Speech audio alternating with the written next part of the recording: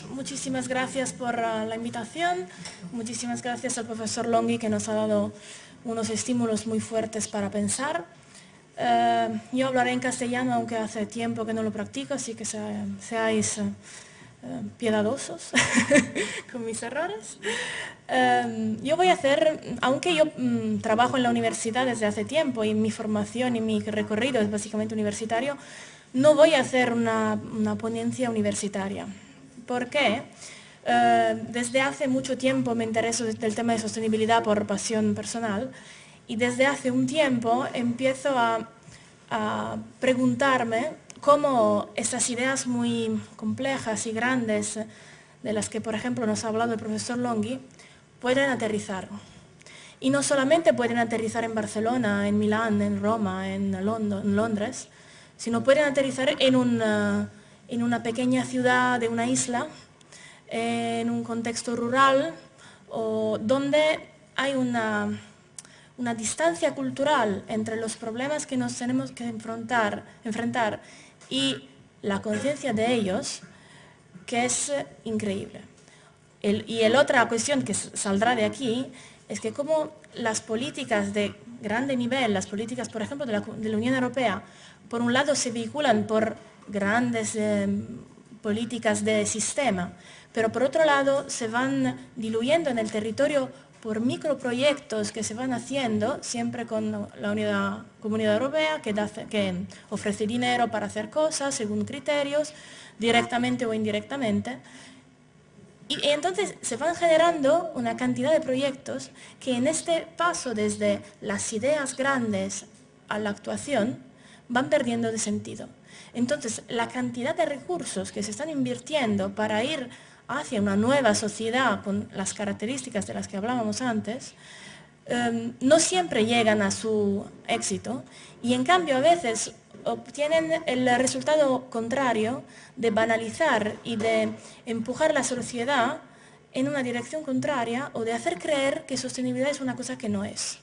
Entonces lo que estoy intentando hacer en la universidad, trabajando un poco en la universidad y un poco fuera, es ver cuáles son los pasos intermedios entre las ideas y lo que se hace.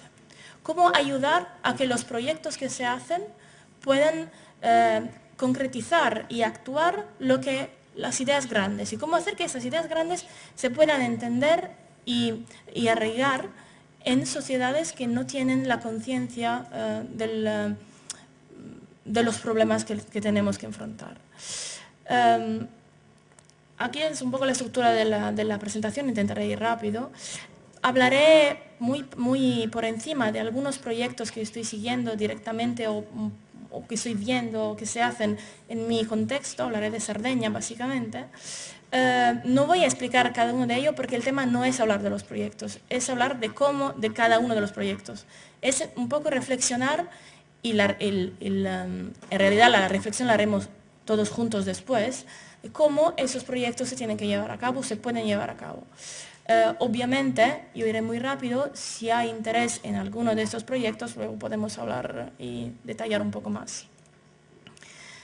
Una cuestión importante es que yo desde primeros años de la universidad, cuando era estudiante, me interesé en sostenibilidad y durante unos años el tema, cuando uno empezaba a hablar de sostenibilidad, tenía que decir por qué es importante y justificar que era importante. Ahora esto ya es muy difícil que se tenga que hacer, o sea que todos estamos convencidos de que la sostenibilidad es un tema importante.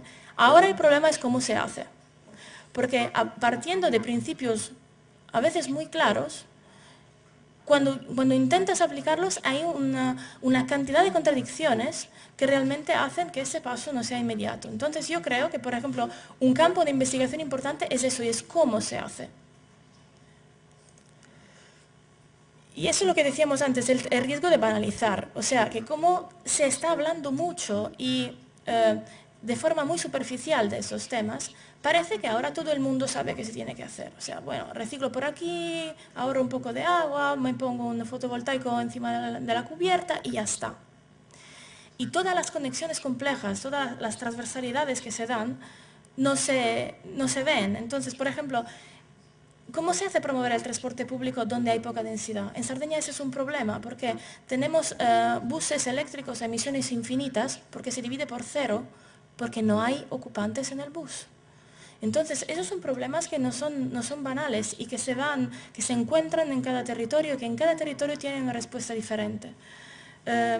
Por ejemplo, otro ejemplo, es sostenible hacer una casa de madera perfecta, muy bajo impacto, si la madera llega desde el norte de Europa y hasta los obreros, los que van a construir la casa, tienen que llegar de otra parte de Italia porque no hay nadie que lo sabe hacer en la isla.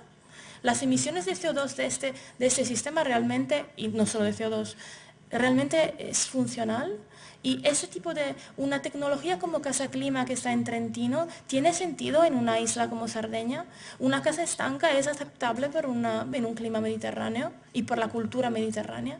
Y esos son problemas que no se pueden estandarizar y que entonces hay que, por un lado, tener la capacidad de entender los problemas y declinarlos cada vez sin banalizarlos. Aquí, volviendo un poco muy rápidamente a los principios, aquí sí un poco muy simplificando, la sostenibilidad es cerrar ciclos naturales, controlar las externalidades, garantizar salud y equidad y buscar ciclos económicos sostenibles.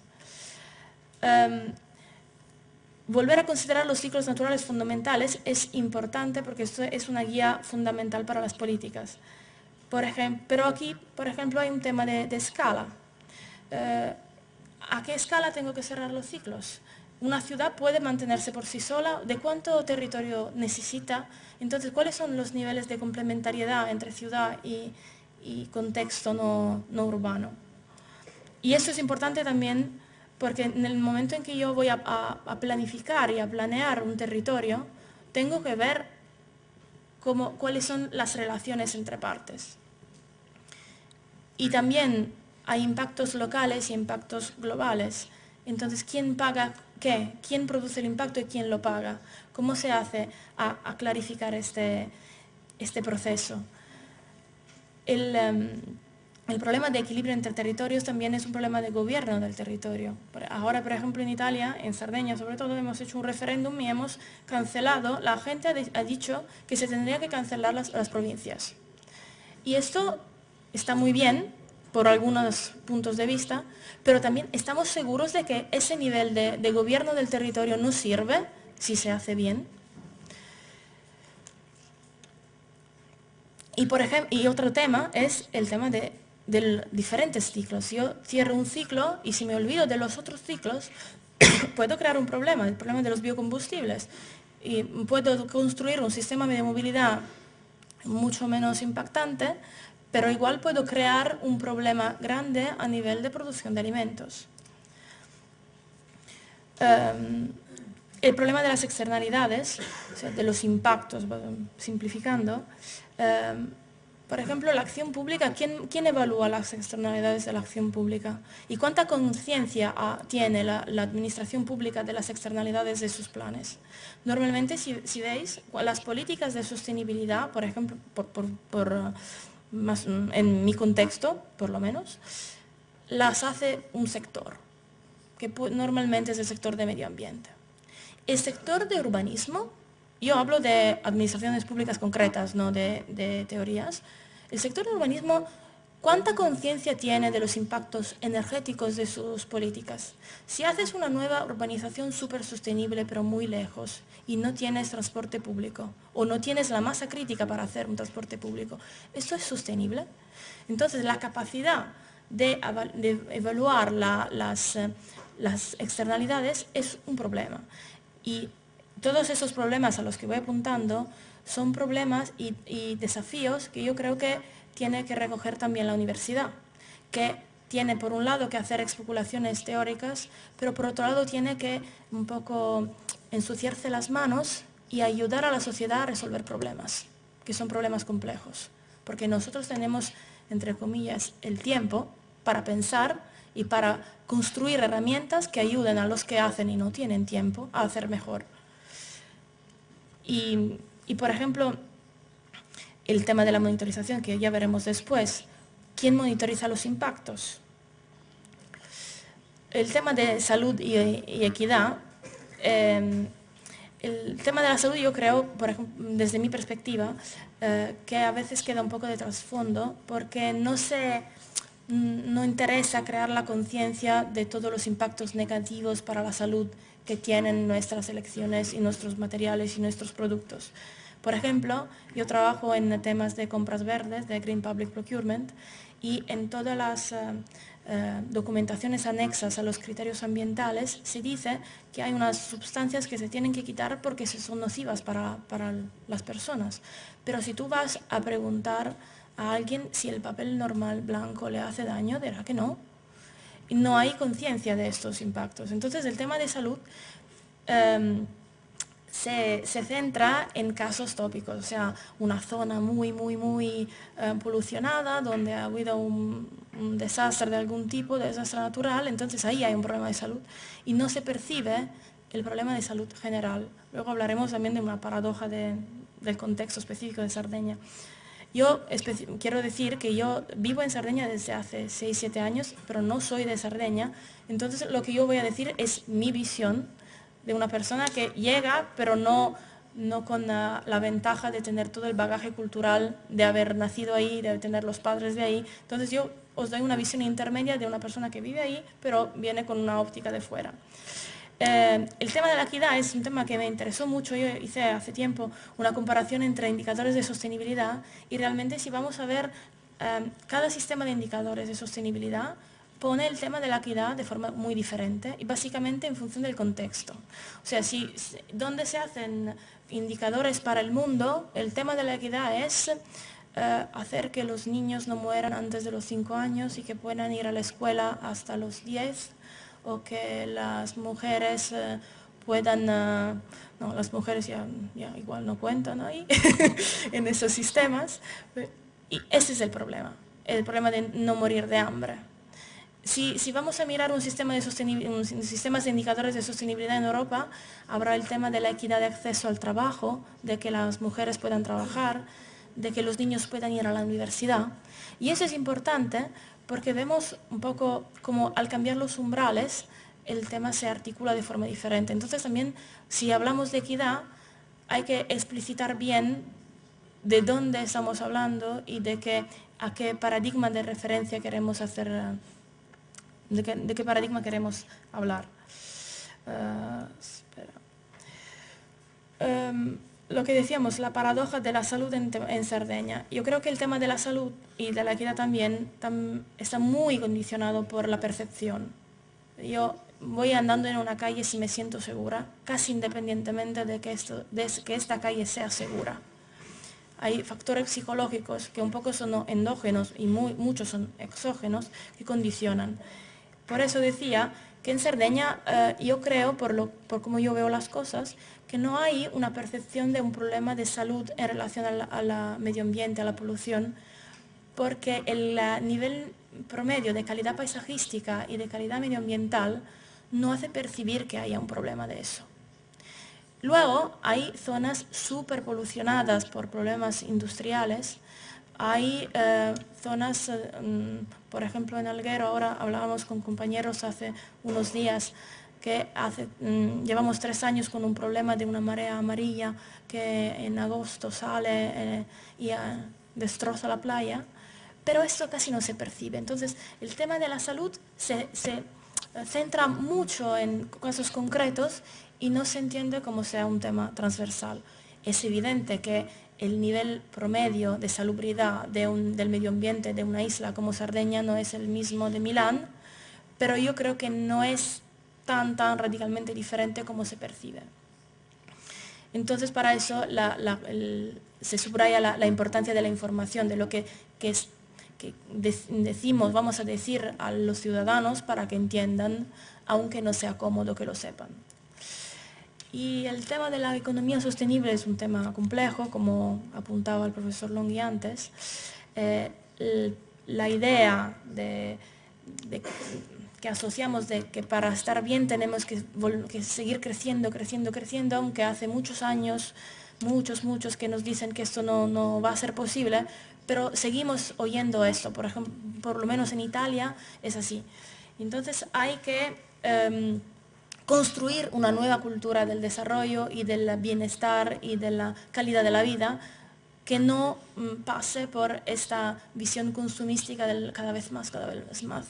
Parece que el desarrollo solo sea posible si la gente va a consumir más, a comprar más cosas, más.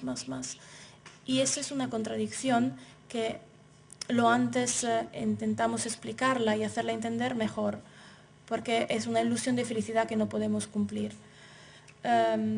Y el otro lado es el problema de la globalización, del hecho de que ahora hay un mercado y muchas cosas internacionales que genera unos absurdos. Si una administración pública para hacer el servicio de restauración para su escuela quiere comprar comidas de su pueblo y tiene producción, así directo no lo puede hacer, porque hay principios de libre competencia, porque las leyes europeas, y eso. Entonces hay que buscar artilugios increíbles simplemente para pedir que los niños coman la verdura que hacen los tíos al lado. Entonces se han generado una cantidad de absurdidades y ahora tenemos que poner mucha inteligencia para superarlas y para volver a lo que era antes. Y esto, en realidad, yo creo que, por ejemplo, los territorios como el mío de Sardeña, esos que no tienen un nivel de desarrollo a nivel de Barcelona, de las grandes ciudades, y tienen muy grandes oportunidades porque en algunos casos se habla de volver atrás y no mucho atrás, de recuperar una tradición de sabiduría popular que es preciosa y que se ha ido perdiendo. Y en ese caso, ¿cómo quedan todavía trazas de esto? Igual es más fácil hacer un paso atrás y no 20 pasos atrás.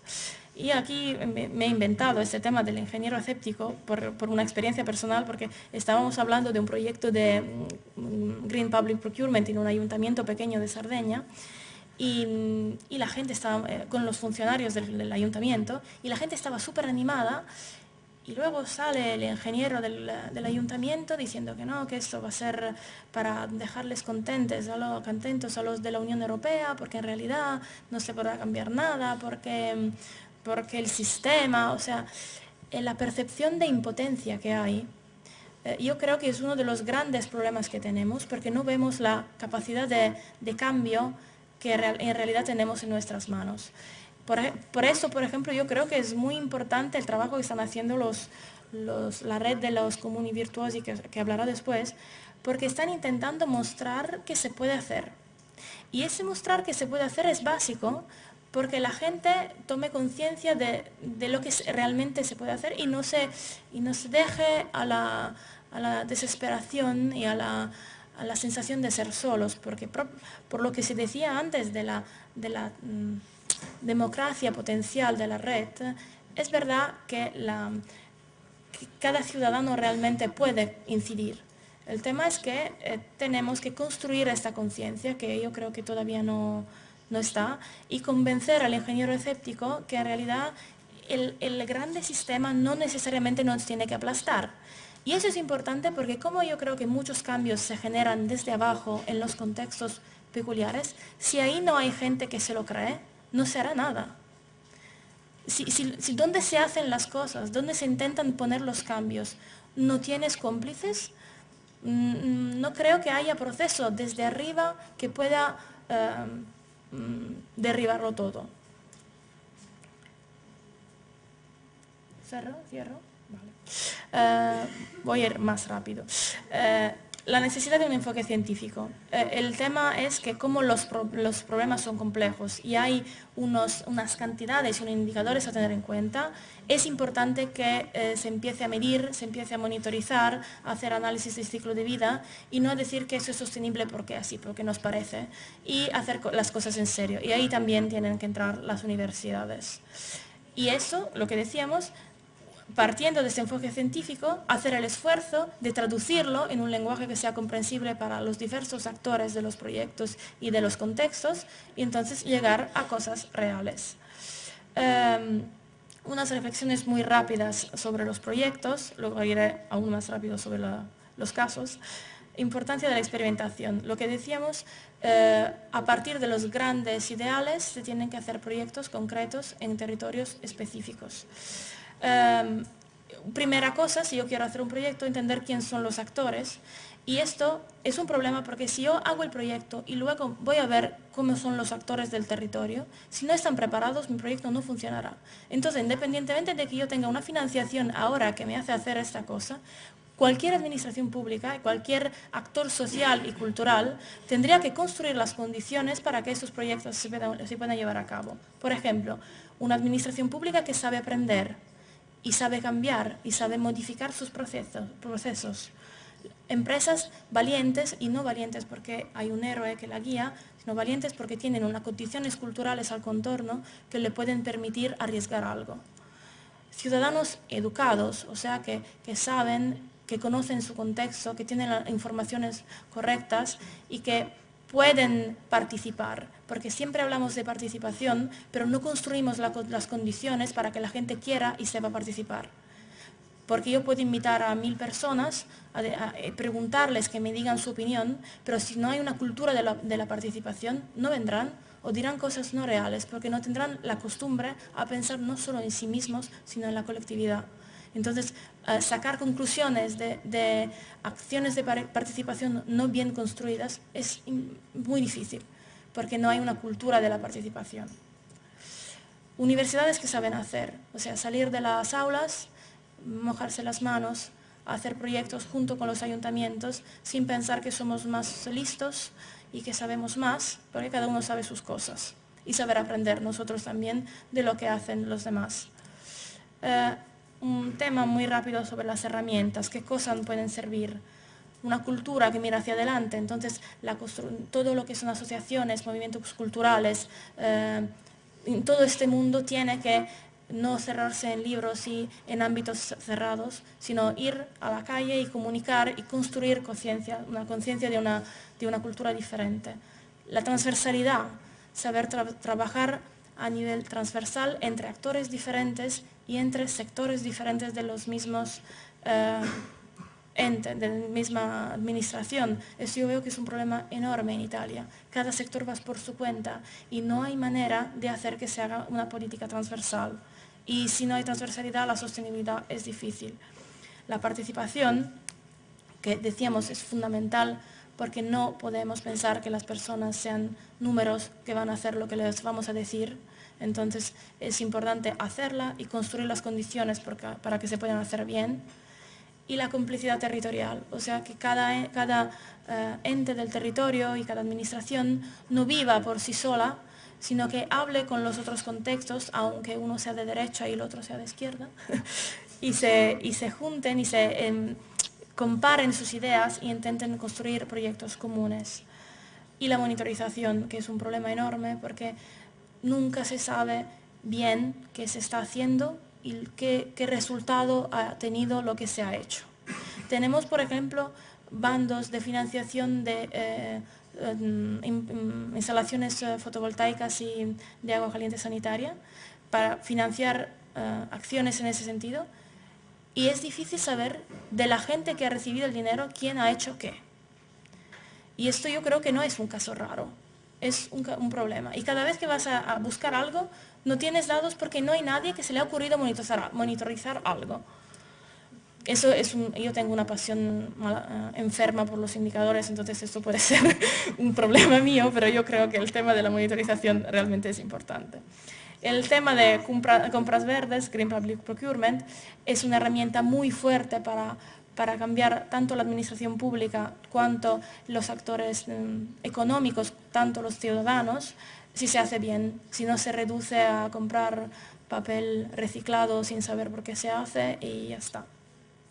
Y eso también no es fácil. En Cerdeña tenemos un plan de acción regional que intenta aplicar el Green Public Procurement a toda la isla. Yo trabajo en una diputación y soy la ventanilla GPP para mi territorio y estoy viendo desde cerca las dificultades que tienes cuando vas a un ayuntamiento de 5.000 habitantes a decir a una persona que hace 4.000 trabajos para 2 ayuntamientos me da semana en uno y me da semana al otro, y, oye, ¿quieres comprar, hacer un bando de mensa verde? Normalmente te miran como si fueras un ovni. ¿Dónde experimentar? Experimentar siempre va bien en cualquier sitio. Yo creo que el tema es entender el sitio y conocerlo y respetarlo. El tema de las islas yo creo que es muy importante porque las islas son medio ambientes más frágiles, hay una urgencia de cerrar los ciclos y el peligro del cambio climático se nota más. Hay el tema del turismo, que lo pasaremos muy por encima, pero es una actividad muy importante y muy impactante. Una relativa autonomía alimentaria podría ser aún más auspiciable que en otros territorios, y las islas son normalmente territorios más desfavorecidos. En las islas es más fácil pensar en lo que decíamos antes, la complementariedad entre territorios.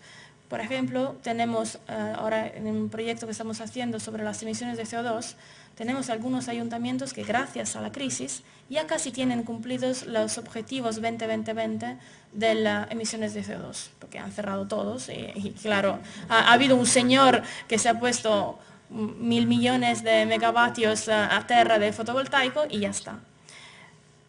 Sin hablar de todo lo demás, el tema es, ¿basta que ese pueblo pequeño que tiene mucho territorio y muchas potencialidades cumpla con sus objetivos? ¿O igual se tendría que hacer cargo de una parte de los objetivos de una grande ciudad que desarrolla funciones urbanas territoriales? Entonces, ¿a qué escala hace falta cumplir los objetivos? El tema del no se puede hacerlo todo, esto es un conflicto interior que tengo porque siempre quería hacerlo todo, pero en los proyectos también no se puede hacerlo todo y yo creo que eso no tiene que crear ninguna frustración, sino que lo importante es buscar un hilo que pueda cambiar algo y que pueda luego dejar trazas para que se pueda cambiar otra cosa más y otra cosa más. Bueno, una cosa que luego diremos, el tema es que esto pequeño que se hace no tiene que tener externalidades negativas y tiene que dejar huella, no tiene que cerrarse cuando se acaba el dinero o cuando se ha rendicontado el último euro. Aquí solamente diré los nombres porque me parece que no tengo tiempo. Un proyecto sobre las islas, el Pacto de las Islas, que es algo como el Pacto de los Alcaldes pero por las islas, y Sardeña está trabajando en esto también. Y es un tema importante y un ejemplo de cuánto las islas puedan ser al centro también de la política comunitaria. Aquí luego en la presentación tendréis un poco más de detalles y las webs y si no me escribís. A ver, vale. El tema de Casa Mediterránea, un proyecto del Marítimo, donde se habla de eficiencia energética en los cascos antiguos de las ciudades del Mediterráneo. Mi trabajo sobre la sostenibilidad de las ciudades histórico-turísticas. Yo he hecho un sistema de indicadores para evaluar cuánto es sostenible el turismo en ciudades históricas y a qué condiciones es sostenible. Y he hecho un estudio específico, un estudio teórico y luego específico sobre Alguero para ver cuál era el tipo de insostenibilidad que se daba del turismo en esa ciudad. Y eso daba pautas también para reflexionar para desarrollos en la ciudad y en otras. Un proyecto financiado por la región de Sardeña y en una ciudad muy pequeña que tiene casi 9.000 habitantes, que se llama Itiri, que es un proyecto que a partir de una política de Green Public Procurement intenta aplicar una serie de conceptos. Hemos empezado y vamos a seguir durante 15 meses con la óptica que estábamos diciendo de intentar dejar huella. Aquí tenéis un poco el listado de lo que vamos a hacer. Un proyecto sobre la recalificación urbana de Sassari partiendo de las periferias y de las escuelas en las periferias y de los niños. Un proyecto de participación ciudadana con los niños para hacer de la sostenibilidad un argumento de recalificación urbana.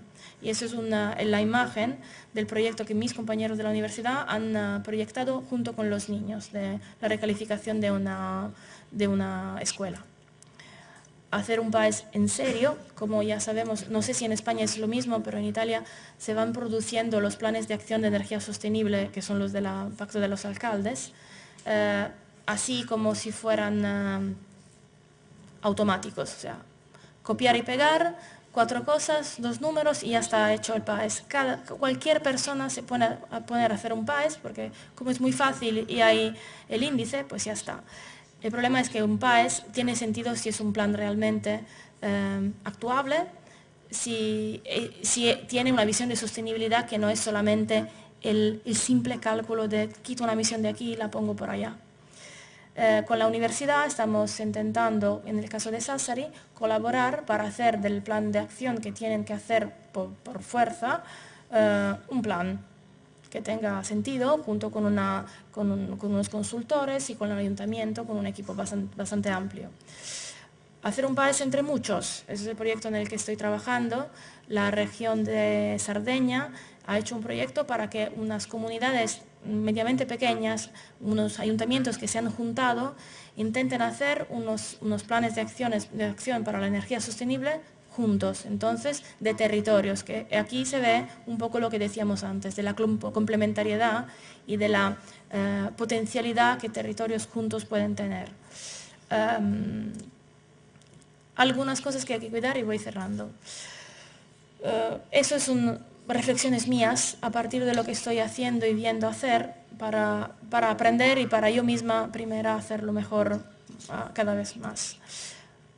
Un primer riesgo es que hay muchos proyectos que no duran, que empiezan y se acaban y no cambian nada.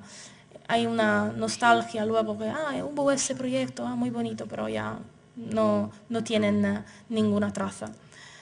Hay también proyectos que nadie quería, que tú vas ahí, lo haces y está muy bien y haces las fotos y la web, pero no le interesaba a nadie.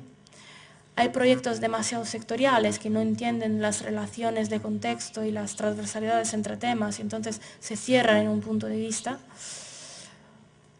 Y ideas preconcebidas, entonces yo voy a un territorio, hago un proyecto, parto de una idea o de ese territorio o bien del problema, no enfrento y intento entender la realidad y entonces aplico a la realidad mi proyección y lo hago y yo soy contento, pero igual soy el único.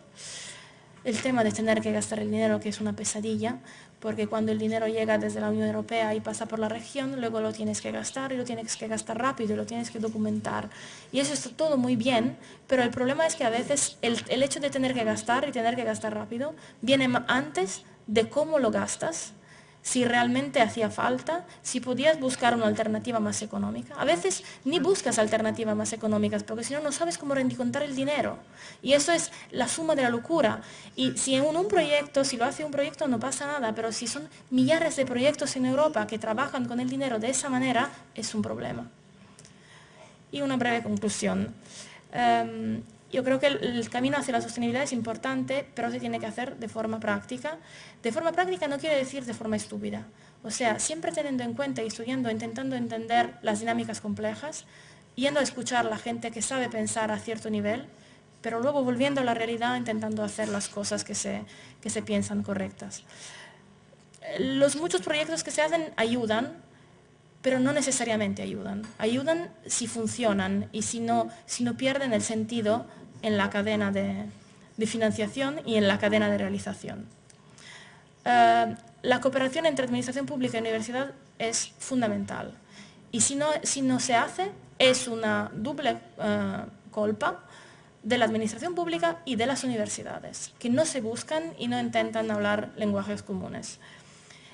Por otro lado, el diálogo entre administración pública, empresas y ciudadanos también es necesario. Y aunque esto sea banal, no hay que cansarse de decirlo porque no se hace. Entonces es importante que cada administración pública se sienta el deber de hacer esto. Y la cosa que también se decía antes es que todos estos cambios de los que hablamos son importantes y traumáticos. En muchos casos se dice que la crisis es una ocasión y yo creo que es verdad. O sea, la crisis es la manifestación de que hay un sistema que no funciona y que hay que cambiarlo y que como ese sistema no funciona, cómo tenemos que replantearlo, ahora podríamos replantearlo mejor, porque si no lo hacemos ahora, no sé cuándo tendremos las energías y las motivaciones para hacerlo.